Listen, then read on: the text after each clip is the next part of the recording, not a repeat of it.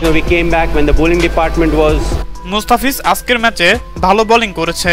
Lucknow super জায়ান্টের কাছে match হেরে গিয়ে সংবাদ মাধ্যমে এসে মুস্তাফিজকে প্রশংসা ভাসিয়ে একই বলল মহেন্দ্র সিং ধোনি, যা মুহূর্তেই ভাইরাল।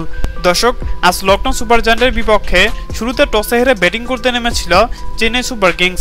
আর শুরুতে ব্যাটিং করতে নেমে শুরু থেকেই একের পর এক উইকেট হারিয়ে ড্রেসিং রুমে যাওয়া আসার মিছিল করে চেন্নাই সুপার কিংসের ব্যাটাররা। এদিন শেষ পর্যন্ত রবীন্দ্র জাদেজার ৫৭ এবং শেষের দিকে মহেন্দ্র সিং ধোনির ঝড়ো ২৮ রানের ইনিংসের উপর ভর করে নির্ধারিত ২০ ওভার শেষ করে ১৭৬ রানের সংগ্রহ পায় চেন্নাই সুপার কিংস। আর ১৭৭ রানের লক্ষ্য তাড়া করতে নেমে শুরু থেকেই বিধ্বংসী হয়ে ওঠে লখনৌ সুপার জায়ান্টের দুই ওপেনিং ব্যাটসম্যান।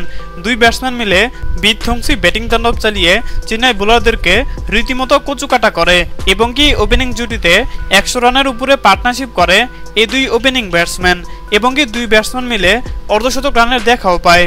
আর এদিন ১৫তম ওভারে ডিককে আউট করে লখনৌ সুপার জায়ান্টের শিবিরে প্রথম আঘাত হানেন মুস্তাফিজুর রহমান। তবে শেষ পর্যন্ত কেএল রাহুলের ৮২ রানের বিধ্বংসী ইনিংসের উপর ভর করে খুব সহজেই জয়ের বন্দরে পৌঁছে যায় লখনৌ সুপার জায়ান্ট।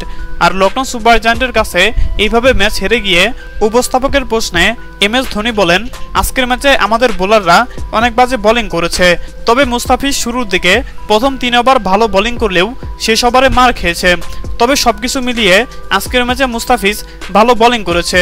আশা করি পরবর্তী ম্যাচে আমাদের ভুল শুধরে নিয়ে আবারও জয়লাভ করব। হ্যাঁ দর্শক, আপনাদেরকে বলছি, আজকের ম্যাচে মুস্তাফিজের বোলিং পারফরমেন্স আপনাদের কাছে কেমন লেগেছে জানিয়ে দিন আপনাদের গুরুত্বপূর্ণ মতামত আমাদের কমেন্ট বক্সে। ধন্যবাদ।